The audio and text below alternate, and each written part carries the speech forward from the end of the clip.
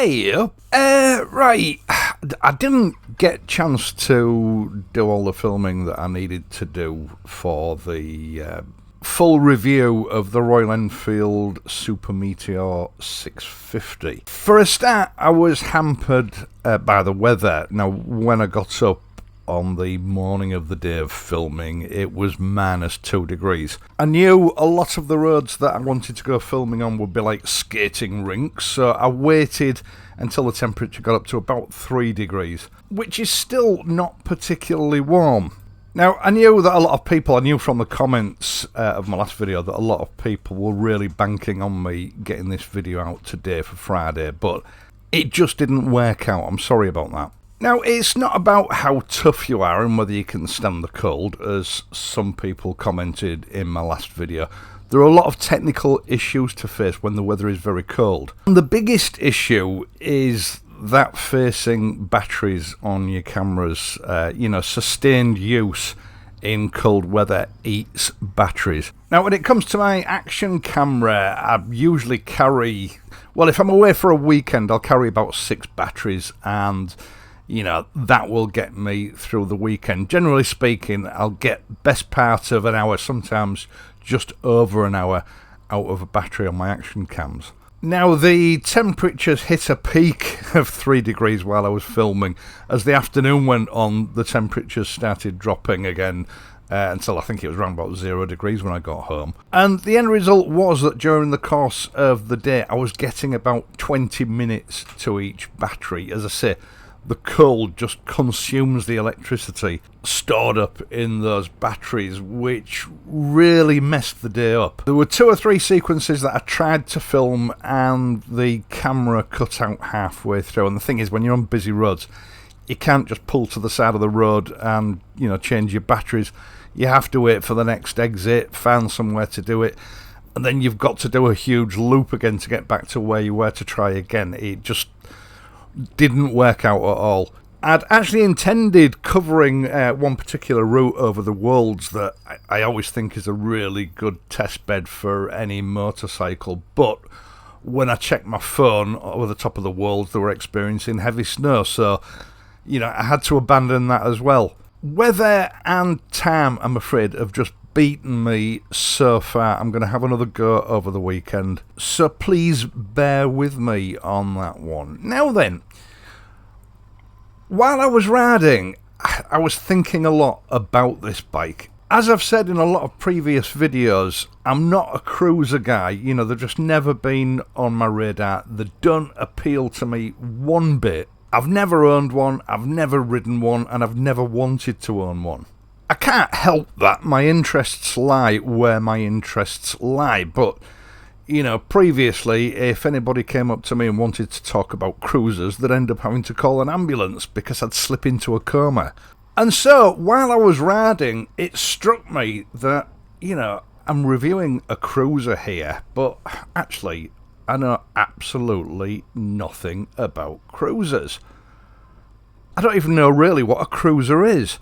And the expression cruiser here in the UK anyway, is only about 20 years old. I've been riding for 40 plus years.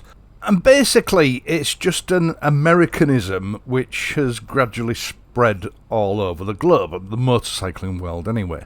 Now, if you showed me pictures of motorcycles, I would be able to tell you which was a cruiser and which wasn't, but I wouldn't really know why. It would just be the style of the bike that would sort of denote that to me. But the word cruiser is actually a very old word. It goes back hundreds of years, and historically it relates to ships, particularly warships. Now, the meaning of the word cruiser has sort of subtly changed over, hundreds of years to keep up with modern naval technology, but I never really understood how motorcycles became known as cruisers. I mean, what is a cruiser? The modern definition of a cruiser is a heavy battleship. Now, after filming, I realised that the day was a bust as far as the review of the bike was concerned, which put me in a bit of a position because really I didn't have a subject for today's video. So as soon as I got home, I got out Mr. Google and started Googling motorcycle cruiser. Because in order to review this bike properly, really, I needed a proper definition of what a motorcycle cruiser is. And that muddied the waters even further, because all the various motorcycle magazines, Wikipedia and everyone else actually don't seem to agree with each other as to what a cruiser is, as a term for a motorcycle. All definitions are not the same. And for me, the term cruiser in conjunction with a motorcycle, it doesn't sound right, it doesn't fit.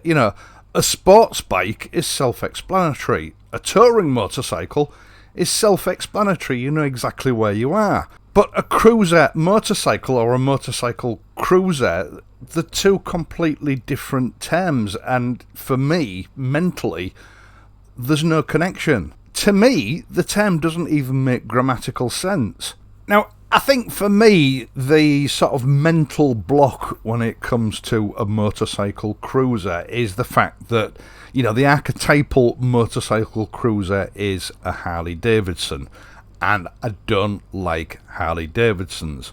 Now, this is just my opinion, this is just how I see things, it's my perspective, I'm entitled to that. You might disagree with it, and I fully respect that you disagree with it. But I've always seen Harley Davidsons as a cliche. Now, don't get me wrong, I love the Americans. I grew up in the 1970s where British TV was just full of American TV series and American films. And as a result of that, and for other obvious reasons, I do feel a kinship with the American people. Now, this is the influence of TV as a youngster, granted, but whenever I saw Harley Davidsons in those TV series and in those films, it was always a cliched character. There was this Harley Davidson, and then there would be this badass guy riding it with a lawless personality, dressed in a leather jacket, and all the cliched accoutrements that came with that. And they were always the same. Leather jacket, faded jeans, big boots, and an outlaw personality. Now, I got into biking at a young age, mentally. I didn't start riding until I was 17. Well, I did, but I won't go into that. And then, even as now, you don't see that many Harley Davidsons on the road. But when you do see them, the character that's riding them, more often than not, dresses just how they did back in those films and those TV series of the 1970s. Maybe updated a little bit to sort of modern day clothing, but it's the modern equivalent of what I remember as a kid. I've always considered myself an individual. I don't run with the pack. I like to do my own thing. I don't like to be like everyone else. So, right from my earliest days as a motorcyclist, I always gave Harley Davidsons a wide berth. No interest in them whatsoever. It wasn't so much the motorcycles themselves, it was my perception of the cliche that they'd become. I didn't want any part of it. I suppose in a way I'd purposely blocked anything Harley Davidson from my psyche. Hence my lack of appreciation for what a cruiser motorcycle is. Now, if you look up the definition of a cruiser motorcycle, you'll find descriptions such as it's a motorcycle used for travelling from A to B but not very fast, which sort of applies to any small capacity motorcycle, really. Now, there are various other sort of definitions available on the internet, but Wikipedia actually came the closest to what I perceive as being a cruiser motorcycle. And it goes like this. A cruiser motorcycle is a motorcycle in the style of an American machine from the 1930s to the early 1960s, including those made by Harley Davidson. It goes on to say, under the heading of characteristics, the riding position usually places the feet forward and the hands up, with the spine erect or leaning back slightly. Typical cruiser engines emphasise easy rideability and shifting with plenty of low-end torque, but not necessarily large amounts of power. Now, okay, this is Wikipedia, not exactly the depository of world knowledge, but it comes close to how I've always perceived a cruiser.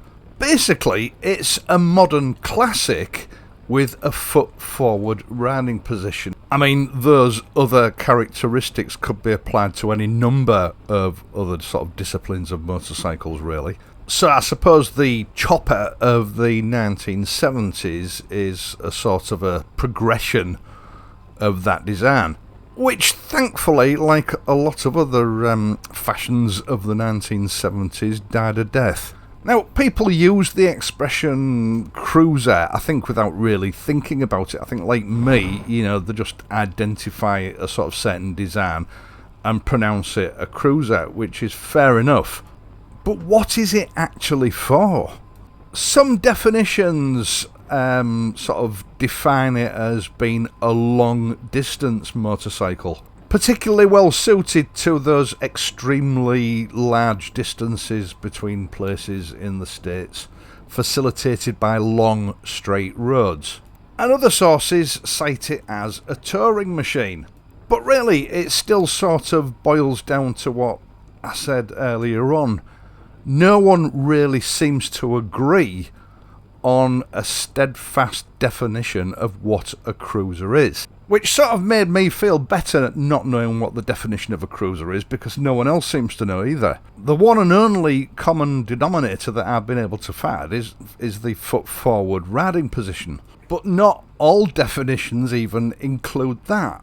Now, the reason that I researched this was because, the comments section here on YouTube is a nightmare. I've already had a lot of people say to me, "Oh, Stuart, this isn't a true cruiser because it doesn't have this, or it doesn't have that, or, it's only 650 cc's, it's got to be at least 1,000 cc's. And I just didn't want to put myself in the firing line any more than I needed to. I think what it boils down to really is a cruiser is whatever the individual perceives it to be. It's sort of 90% personal opinion. And I couldn't even find the origin of the name cruiser. I presume that someone just thought it was a cool name and it stuck. Or maybe, just maybe, it's a bastardisation of the term cruising speed, which, according to the Oxford Dictionary, reads as this: a speed for a particular vehicle, ship or aircraft, usually somewhat below its maximum speed, that is comfortable and economical. Now, that is quite a loose description, but really I think that sums up what a cruiser is. In this context, it's a motorcycle that can travel all day at a practical and economical speed whilst being comfortable over long distances. So really, it is a type of touring motorcycle.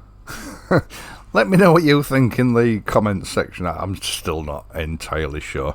Anyway, once again, thanks for indulging me on this, what we're just coming up to, 40 minutes of babbling. Blame it on the weather, it's not my fault.